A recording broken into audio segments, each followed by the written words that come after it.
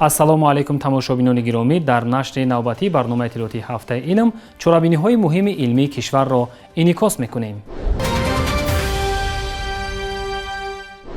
энергетика яке аз соҳаҳои калидии рушди иқтисоди миллӣ ба шумор меравад. бо назардошти аҳамияти истифодаи самарабахши захираҳои энергетикӣ, ҷорӣ намудани технологияҳои муосир ва рушди энергияи сабз дар кишвар тадбирҳои муҳиму созанда амалӣ мегарданд. яке аз чунин иқдомҳо ифтитоҳи озмоишгоҳи нави энергетика, захираҳо ва энергосарфанамоӣ дар Институти масъалаҳои об, гидроэнергетика ва экологияи Академияи миллии илмҳои Тоҷикистон мебошад, ки барои анҷом додани корҳои илмӣ таҳқиқотӣ ва татбиқи дастовардҳои илм дар истеҳсолот заминаи мусоид фароҳам меорад. ҳамкорамон Дилнозаи Абдумалик бо тафсилоти бештари мавзӯъ. 6 июл бахшида ба ҷашни 35-солагии истиқлолияти давлати ҷумҳурии Тоҷикистон ва дар доираи татбиқи ҳадафҳои соли вусъат додани корҳои ободонию созандагӣ ва тақвияту таҳкими худшиносию худогоҳии миллӣ 2026 дар Институти масъалаҳои об, гидроэнергетика ва экологияи Академияи миллии илмҳои Тоҷикистон озмоишгоҳи нави энергетика, захираҳо ва энергосарфанамоӣ мавриди истифода қарор гирифт. Ба иттилои масъулон, озмоишгоҳи мазкур яке аз воҳидҳои муҳими илмӣ таҳқиқотии институт буда, фаъолияти он ба омӯзиш, таҳлил ва татбиқи технологияҳои муосири энергетикӣ, истифодаи самараноки захираҳои энергетикӣ ва рушди энергосарфанамоӣ равона гардидааст. дар озмоишгоҳи мазкур бисёр таҳқиқотҳои илмӣ дар самти омӯзиши манбаъҳои барқароршавандаи энергия, алал хусус панелҳои офтобӣ ва установка ё ин ки таҳқиқот бурдан дар самти насби таҷҳизотҳои ки аз ҳисоби шамол истифода мешавад ва инчунин таҳқиқотҳо дар самти бурдани истеҳсоли биогаз ва таҳқиқотҳо бурдан дар самти сифати энергия ва инчунин гузарондани аудити энергетикӣ дар ҷумҳурии Тоҷикистон мусоидат мекунад. ин таҳқиқотҳоро дар ин лаборатория гузарондан мумкин аст. зикр шуд, ки дар шароити имрӯза масъалаҳои таъмини амнияти энергетикӣ, истифодаи оқилонаи нерӯи барқ ва коҳиши талафоти энергия аҳамияти бештар пайдо намуданд. аз ин рӯ фаъолияти чунин озмоишгоҳ барои пешрафти соҳаи энергетикаи кишвар аҳамияти бузурги илмӣ ва амалӣ дорад.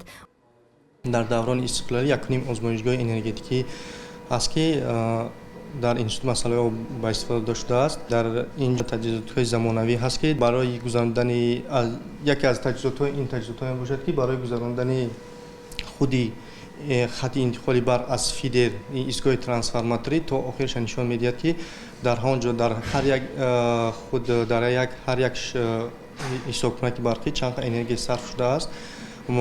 тавонои онро нишон медиҳад, иқтидори умумии онро нишон медиҳад, ки ҳар як муштарӣ чанд қа истифода бурда истодааст. се намуд таҷҳизотҳо барои энергиясарфанавӣ намуд дорем ва нишон медиҳад, ки дар худи бино чанд қа гармӣ дохил мешавад, ё ки худи мо метавонем омӯзиши худи кирпичро ё ки ягон намуди материали дигаре, ки дар биноҳо истифода мешаванд барои энергиясарфанавӣ омӯзиш гузаронем, ки ҳамон чанд қадар гармиро мегузаронад, чанд қа гармиро намегузаронад барои сарфанамоӣ намудани энергия дар фасли тобистон ҳам дар фасли зимистон, ки аз бинои мо на хунукӣ барояд дар фасли тобистон, на дар зимистон на гармӣ барояд. фаъолияти озмоишгоҳ танҳо ба корҳои илмӣ маҳдуд намешавад. дар ин ҷо барои корхонаҳо ва муассисаҳои истеҳсолию иҷтимоӣ таҳқиқоти энергетикӣ гузаронида шуда, роҳҳои коҳиши талафоти нерӯ ва баланд бардоштани самаранокии истифодаи захираҳо муайян карда мешавад. масъулон иброз доштанд, ки бо истифода аз таҷҳизоти муосир ва имкониятҳои илмӣ азмоишгоҳ метавонад дар рушди энергетикаи миллӣ, татбиқи технологияҳои инноватсионӣ ва таҳкими амнияти энергетикии ҷумҳурии Тоҷикистон саҳми арзанда гузорад.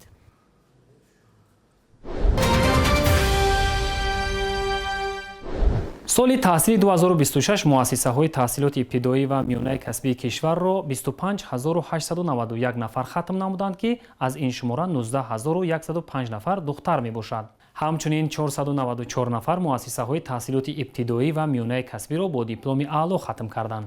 дар ин бора зимни нишасти матбуотӣ дар Кумитаи ба таҳсилоти ибтидоӣ ва миёнаи касбӣ назди ҳукумати ҷумҳурии Тоҷикистон ба намояндагони васоити ахбори омма иттилоъ доданд. قبل از آغاز جلسه وسیع جنبست فعالیت 6 ماهه کمیته اید به تحصیلات ابتدایی و میانه کسبی نزد حکومت جمهوری تاجیکستان، راهبریت و مسئولان مؤسسه‌های تحصیلات ابتدایی و میانه کسبی جمهوری به آرامگاه لوچوب تشریف آورده با مقصد گرامی‌داشت خاطره نیک فرزندان فرزانه ملت و احترام به خدمت‌های ماندگار آنها در راه تشکل و تحکیم دولتداری تاجیکان از جمله به مدفن قهرمانان تاجیکستان نصرت الله مقسوم، شیرینشاه شاه تیمور و چهره برجسته فرهنگ ملی نیثار محمد با احترام و صمیمیت گلچنبر گذاشتند. گلچنبرگذاری همچون رمزی احترام به گذشتگان ملت، تحکیم حس خودشناسی و وطن‌دوستی و ارجگذاری به شخصیت‌هایی میباشد که زندگی و فعالیت خود را صرف حفظ منفعت‌های ملت و دولت نمودند. سپس در تالار کالج تکنیکی دانشگاه تکنیکی تاجیکستان به نام اکادمیک آسیمی از فعالیت کمیته عاید به تحصیلات ابتدایی و میانه کسبی نزد حکومت جمهوری تاجیکستان نتیجه گیری کرده شد که در رفت آن ریاست این نهاد نماینده دستگاه اجرایی پرزیدنت جمهوری تاجیکستان، راهبران مؤسسه‌های تحصیلات ابتدایی و میانه کسبی جمهوری و نمایندگان وسایط اخبار عامه اشتراک نمودند. اطلاع داده شد که در 6 ماه اول سال جاری در سمت رشد تحصیلات کسبی، آماده‌سازی کادرهای رقابت‌پذیر، گسترش تحصیلات دوالی، رقمی کنانی نظام تعلیم، جاری نمودن تکنولوژی‌های معاصر و تحکیم همکاری‌های بین‌المللی نتیجه‌های نظررس به دست آمدند. همزمان زمینه مادی و تکنیکی مؤسسه‌ها باز هم بهتر گردیده، صنفخانه‌ها، آزمایشگاه‌ها و استخوان‌های تعلیمی با تکنیک و تکنولوژی‌های معاصر و تجهیزات‌های نوی تعلیمی مجهز کرده می‌شوند. ذکر شد که سال تحصیل جاری مؤسسه‌های تحصیلات ابتدایی و میانه کسبی کشور را 25891 نفر ختم نمودند. از این شماره 19105 نفر دختران بوده، 494 نفر مؤسسه را با دیپلم اعلی ختم کردند. وابسته به مسائل بلند برداشتن صفت تعلیم، آماده‌سازی آموزگاران صاحب اختصاص، تحکیم رابطه مؤسسه‌های تعلیمی با استحصالات، استفاده تکنولوژی‌های رقمی و جلب هرچه بیشتر جوانان به آموزش کسب و هنر نتیجه های نظررس به دست آمدند.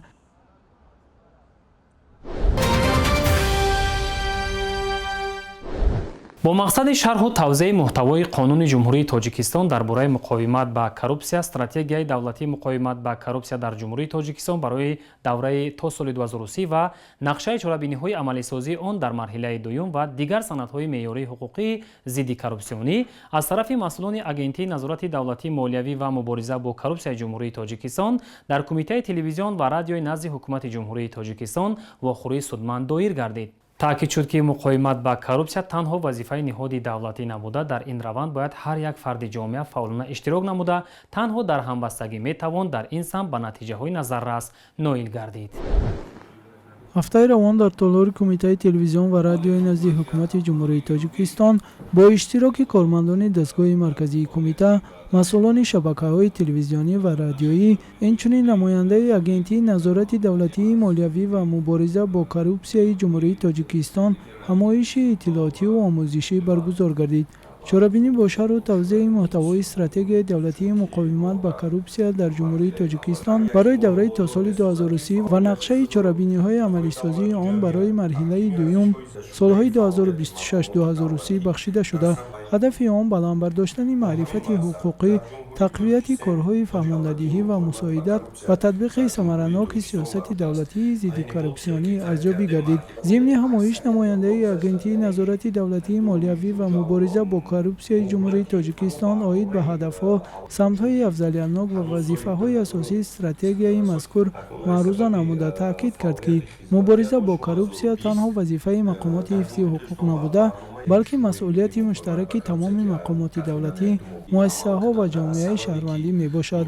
همچنین ذکر گردید که در مرحله دوم عملی سازی استراتژی توجه اساسی به تحکیم شفافیت و حسابدهی، پیشگیری عامل‌های коррупсионی، استفاده وسیع تکنولوژی‌های رقمی در خدمت رسانی‌های دولتی، بلند برداشتن فرهنگ ضد коррупсионی و تقویت کارهای پیشگیری کننده روانه کرده می‌شود.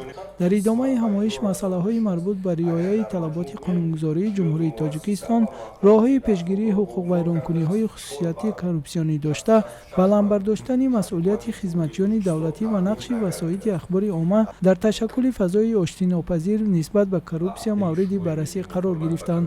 иштирокчиён таъкид намуданд ки воситаҳои ахбори омма ҳамчун минбари муҳими иттилоотӣ метавонанд дар баландбардоштани маърифати ҳуқуқии аҳолӣ, тарғиби арзишҳои шаффофият, қонунмеҳварӣ ва таҳкими мавқеи ҷомеа нисбат ба мубориза бо коррупсия саҳми назар аст гузоранд.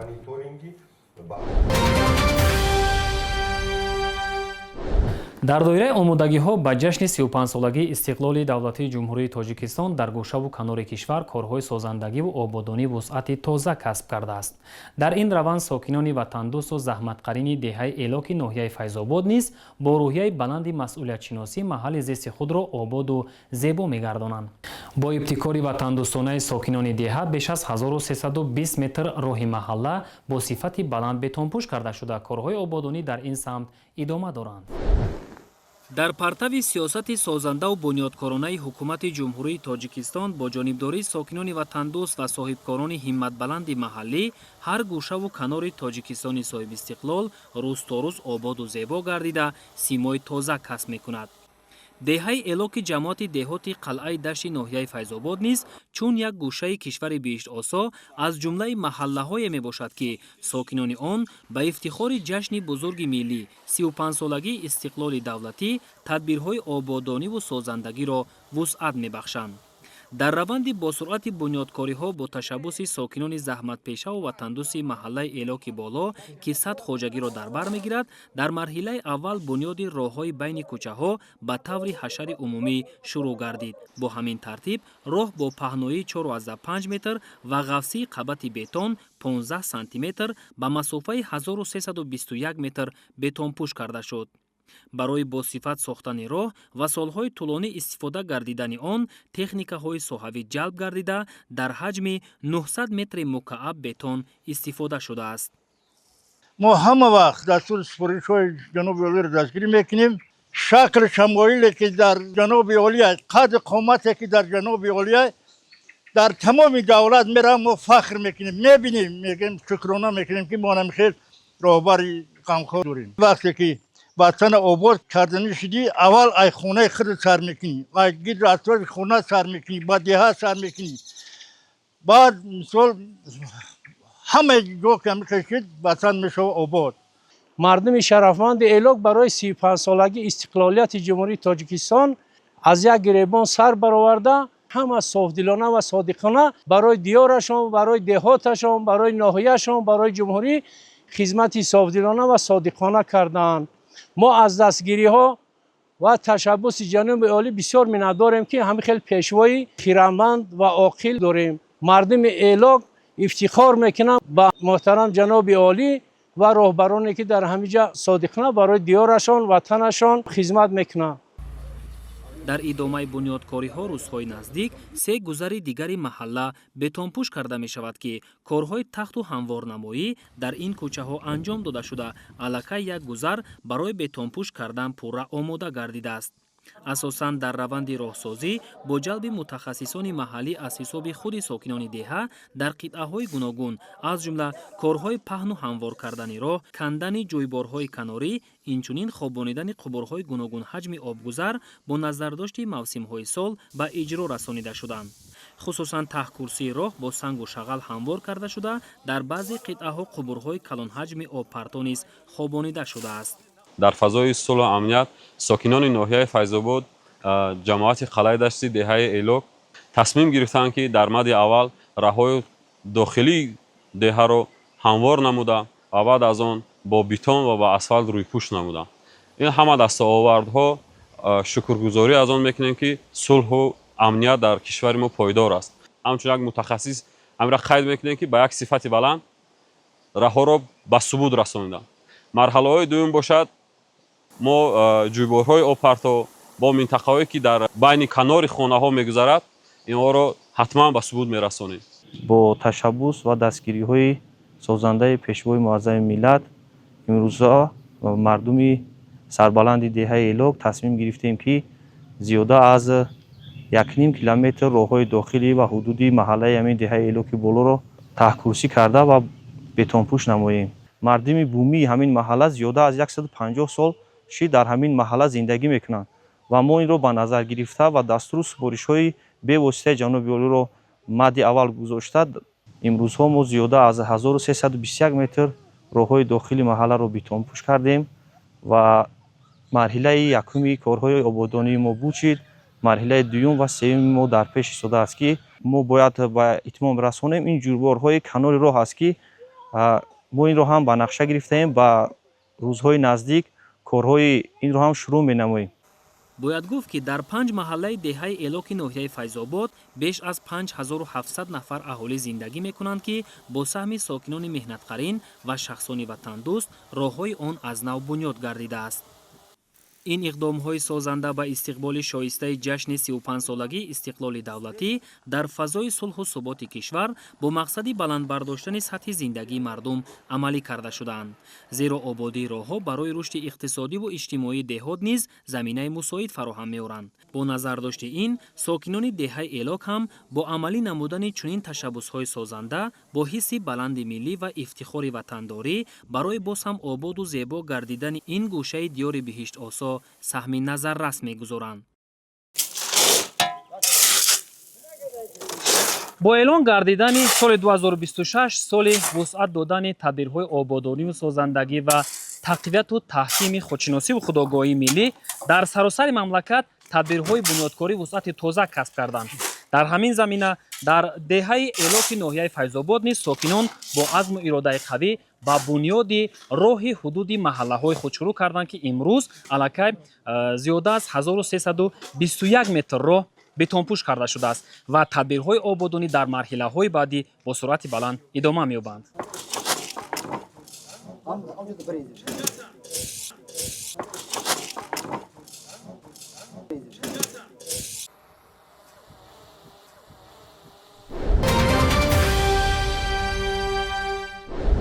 бо мақсади фароҳам овардани шароити мусоид барои истироҳату фароғати хонандагон дар давраи таътили тобистона дар истироҳатгоҳи берун аз шаҳри Шарора воқеъ дар мавзеи лангари ноҳияи Муъминобод 110 нафар хонанда аз шаҳри Кӯлоб, ноҳияҳои Восе, Муъминобод ва Шамсиддин Шоҳин ба истироҳат фаро гирифта шуданд. аз раванди истироҳату фароғати хонандагон дар давраи таътили тобистона хабарнигорамон Муҳаммаҷони Бозор гузориш таҳия кардааст. با دستگیری مقامات اجرایی حکومت دولتی شهر کلوب در لاگر بیرون از شهر شراره برای استراحت و فراغت خوانندگان تمام شرایط‌های مساعد فراهم گردیده است. امسال نیز چون سالهای قبلی بس اول لاگر با اشتراک 110 نفر خواننده آغاز یافته، آنها دوام 12 شبانه روز با برنامه‌های گوناگون سالمگردانی و فرهنگی فرا گرفته می‌شوند. در مراسم آغاز بست اول رهبریت مقامات اجرایی حکومت دولتی شهر کلوب اشتراک نموده خوانندگان را به آغاز تعطیل تابستانه تبریک گفتند. ذکر گردید که با توجه پیوسته رهبریت عالی مملکت برای فراهم آوردن شرایط مساعد استراحت کودکان و نورسان همساله لاگرهای تابستانه تشکیل گردیده هزارها خواننده به استراحت و سالمگردانی جلب می‌شوند. در بست اول 110 نفر خواننده از جمله خوانندگان مؤسسه‌های تحصیلات میانه عمومی شهر کلوب و ناحیه‌های واسع مؤمن‌آباد و شمس‌الدین شاهین شرکت دارند. برای آنها در لاگر شراره تمام امکانات‌های ضروری مهیا بوده. برنامه‌های گوناگون فرهنگی، معرفتی و ورزشی راه اندازی گردیده است. طبق نقشه تصدیق شده استراحت کنندگان در محفل‌های کتابخوانی، آزمون‌های ذهنی، مسابقه‌های ورزشی، آوازی و سیاحت به موضع‌های تاریخی و سیاحی ناحیه مؤمن‌آباد اشتراک نموده دانش و جهانبینی و ملکه‌های خود را تکمیل می‌دهند.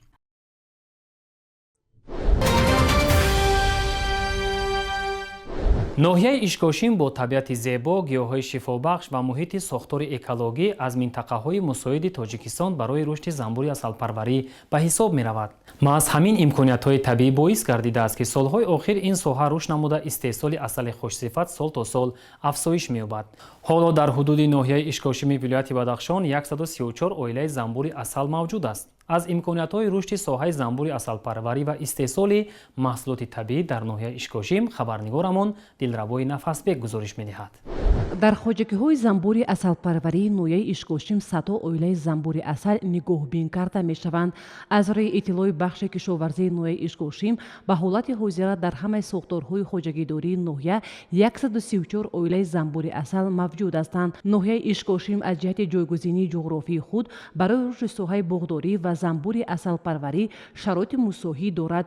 бо истифода аз чунин имконот дар ноҳия зиёда аз 10 нафар ба парвариши занбури асал машғул машғул ҳастанд. сокини деҳаи кӯҳи лали ноҳияи ишқошим поянда пояндаев аз зумраи чунин шахсоне аст ки чанд сол боз ба парвариши занбури асал машғул мебошад. ин хоҷагидор феълан зиёда аз 20 қутии занбури асалро парвариш намуда нияти зиёд намудани қутиҳои занбурро дорад. ҳозир мо ҳама ина занбур асалпарварӣ карда истодем. ҳамаи маводи аз занбур сар карда то маводи барои занбурро мо худамон дастрас мекунем. дастгирии пешвои миллат мо ҳамаи корро пеш бурда истодем. аз он шукрат дорем ки дар ҳамин ватани тинҷу ором мо ба кори худмон идома дода истодем. ман асосан 20 оила занбур дорам ки ин хай ба ҳисоби миёна дар як сол аз як қути хай то 15 килограмм асал гирифта метавонем. бо дастгирии давлат ва ташаббуси соҳибкорону хоҷагидорон шумораи хоҷагиҳои занбури асалпарварӣ дар ноҳия тадриҷан зиёд гардида имкониятҳои нави шуғули аҳолӣ низ фароҳам омаданд. мутахассисон бар ин назаранд ки истифодаи усулҳои муосири парвариши занбури асал метавонад истеҳсолотро бозам бештар намояд. занбури асалпарварӣ асосан аз баҳор андак заҳматаш зиёд аст. барои он ки баҳор гул нест хай ягон барои таъмин кардан ягон ёрия ягон ҷо надорем. мо ҳамаро ба қувваи худмон қанд харида ё асали боқимондара мо инҳоро таъмин мекунем ки хай аз байн нараванд ё нест нашаванд. асали истеҳсолшуда дар ноҳияи ишқошим имрӯз на танҳо ҳамчун маҳсулоти ғизоӣ балки ҳамчун неъмати шифобахшии табиат низ эътироф гардидааст. рушди минбаъдаи ин соҳа метавонад барои муаррифии асали тоҷик дар бозорҳои дохилӣ ва хориҷӣ имкониятҳои бозам бештар фароҳам оварад. занбури асалпарварӣ дар дигар ҷамоатҳои деҳоти ноҳия то ба ҳадди имкон рушд ёфта хоҷагидорони алоҳида дар таъмини асали аз ҷиҳати экологии тоза нақши худро мегузоранд. با امید صحتمندی و خوشی روزگار شما تا نشرهای منبعدی برنامه اطلاعاتی هفته علم خیر خوش میکنیم. شاد و سربلند بمانید.